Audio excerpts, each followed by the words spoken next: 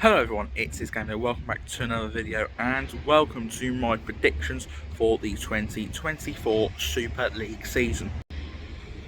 So in this video I'll give my predictions where I think each of the 12 teams will finish in Super League this season, and I'd also like to make this a weekly occurrence, something along the lines of a rugby league show where I view the week's action in not just Super League but also some of the other leagues within rugby league and preview what is coming up. So if that's something you'd like to see, leave a like, subscribe to the channel and leave a comment down below.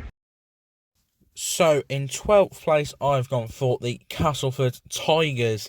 Now a lot of people have put them in the 11th place with the London Broncos in 12th, but I'll tell you where I put London in a second. The reason I put Castleford in 12th is that they had a very bad year last year, only narrowly avoided relegation, Wakefield going down instead of them, and I just don't see where the improvements are coming for Castleford. They're right on the edge of the IMG line, might not even find themselves in Super League next year. I believe Wakefield and maybe even Toulouse are above them in the IMG rankings. But I just look at the squad and I just don't see major improvements to it like I've seen with other squads. And I think with London, there is something a little bit different about them. I just can't see Castleford getting that many wins this year, and I think they'll finish last. In 11th place, I have gone the London Broncos. Now, with the Broncos, it's a little bit different to Castleford. Yes, okay, like Castleford, they probably haven't got the squad to do as well in Super League. The difference being between the Tigers and the Broncos, I believe the Broncos have a fantastic team spirit. A lot of players from not traditional rugby league areas, a lot of players from the south of England. And I feel like it was a really good team spirit that got them through the playoffs last year. I think it's a really good team spirit that's going to lead to London picking up a few surprise victories. I feel like, they could cause a couple of decent upsets, and I think they'll have enough wins to finish above Castleford, all being at 11th, but it will hopefully improve their IMG ranking some point. Probably not enough, though, to stay in Super League. In 10th place, I have gone for Hull FC. Now, this team may seem a little bit harsh on Hull FC, but I'm not seeing how they can finish any higher than this.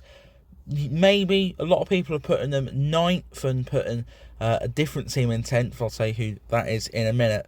But when you look at Hull FC's last 3 seasons in particular, they've gone 8th, 9th and 10th, and I just don't see where the improvements are coming for Hull. They are one of, I believe, 7 Grade A IMG clubs, but I just can't see them finishing any higher than 10th this year. A lot of key players out, some decent players have come in the door, but unfortunately for Tony Smith's team, I just can't see them finishing any higher than 10th. In 9th spot, I've gone for the Salford Red Devils. Now, I've seen a lot of predictions putting them in 10th spot. Maybe a little bit of my Salford bias coming through here, but with the great news on the stadium, the future does look bright for Salford. This year might be a bit of a transition year for the club. We've lost a lot of key players. Brodie Croft, Andy Ackers, Joe Burgess, Ken Seo. They're all gone. Both are 2 starting winners, and a key part of our spine is gone. So Salford, unfortunately won't be challenging for the playoffs this year, but the future does look bright, and I'm going to go for 9th in the table. In 8th spot, I've gone for the Huddersfield Giants, and I think it'll be a similar season to last for Huddersfield, where they just sort of don't do a lot, where they're probably not going to be challenging for the playoffs, but they're not going to have to worry about finishing too low down in the table. Last year, they were a very inconsistent side. Some weeks they could put together some fantastic performances, and some weeks they looked like the worst team in the league. I remember, I think it was a 50-0. It was a really heavy defeat they suffered away at the Leeds Rhinos. I remember watching. They looked really bad that day, but in some weeks they do look really good. Ian Watson's a great coach. Obviously, did fantastic things at the Salford Red Devils, and I feel for him. He should be doing more for this Huddersfield team. He did get him to 3rd, where they did lose to Salford in the playoffs, but this year I think 8th, where they don't really challenge either at the top or the bottom of the league. In 7th place, I've gone for the Warrington Wolves, and I spoke about Salford possibly in a transition year. I think that is the year that Warrington are going to be on. In terms of the squad, they probably have got a top 6 squad.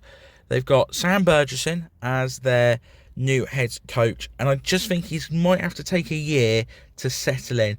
2024, I don't want to sound like every Warrington fan that ever existed, might be their year, but I just think 2024 will be the year where he settles in, gets to know his squad, gets to know where some improvements are needed. I think they'll have some great performances and bad performances. I think they'll be a bit like Huddersfield, where they just won't have the consistency to get into the playoffs. But look out for Warrington, because I think this is the start of a really good project for them. In 6th place, I've gone for the Leigh Leopards. Now, Leigh are the reigning Challenge Cup winners and finished 5th in the playoffs last year. And their story we have documented before on the Game Day YouTube channel, so make sure you check out that video after you've watched this one.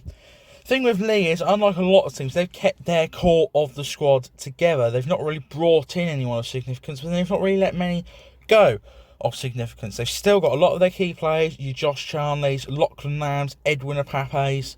Players like that who were key to them last year are still there.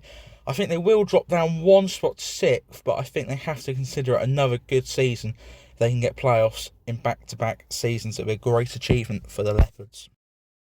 In 5th place, I have gone for the Catalan Dragons, and with them, the reason why I'm saying 5th, of course, they were runners-up in Super League last year, or runners-up in the grand final, came 2nd as well in the regular league table. I think they will drop down to 5th this year because they've lost a lot of key players. Tompkins, Kieran, Whiteley, May, Chan. That's a lot of key players to lose. They have brought in some good players though. One player I'm really excited to see is Jordan Abdul. I think he's a player full of quality. Had his injury troubles last year, but if Catalan can keep him fit, he could be a really key player for them. But I do think they'll drop down. I think the 4 teams above them have either got more quality or certainly gained more quality over the winter. So yeah, for me, Catalan Dragons in 5th spot. 4th place, I've gone for the Leeds Rhinos. Now they're the only team that I've predicted who didn't finish in the playoffs last year to finish in the playoffs this year.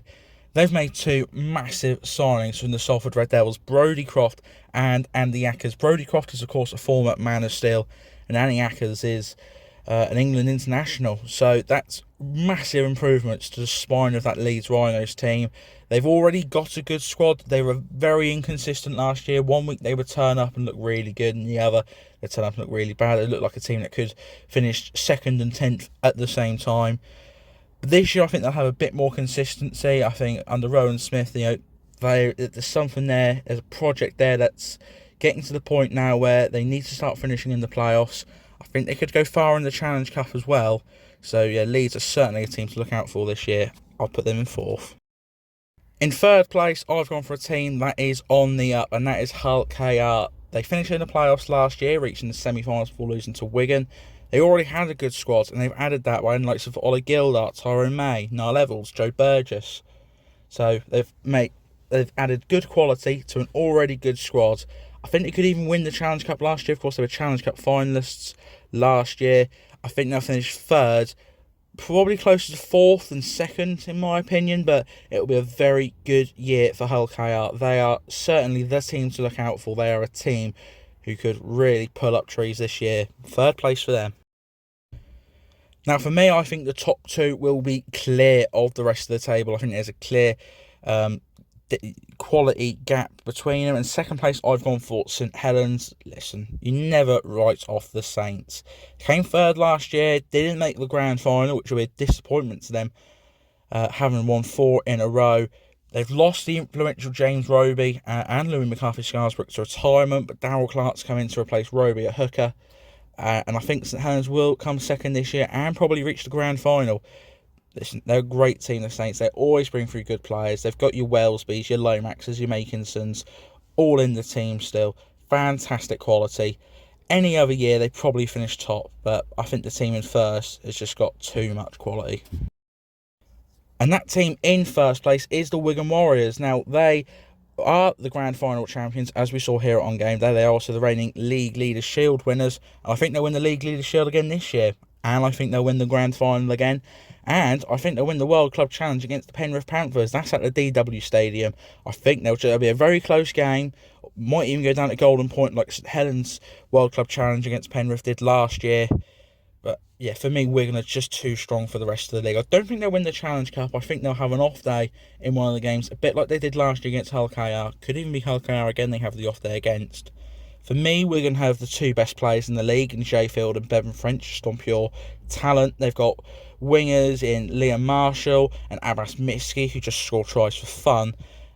And yeah, Wigan for me will just cruise league. They will not lose many games this year, Wigan. And it really wouldn't surprise me if they went the whole year in the league unbeaten. They probably won't. They might lose one or two. But yeah, they won't lose many. Wigan for me, league leaders champions. They'll win the World Club Challenge and they'll win the grand final. Yes, so we have come to the end of another video here on Game Day. If you have enjoyed this one, please don't forget to like and subscribe. Leave a comment down below to share where you think your team will finish this year within the world of rugby league. And if this does become a weekly feature, then I'll let you know what time you can expect these videos every week, most likely on a Tuesday or a Wednesday. But yes, once again, thank you very much for watching. I'll see you for the next one. Goodbye.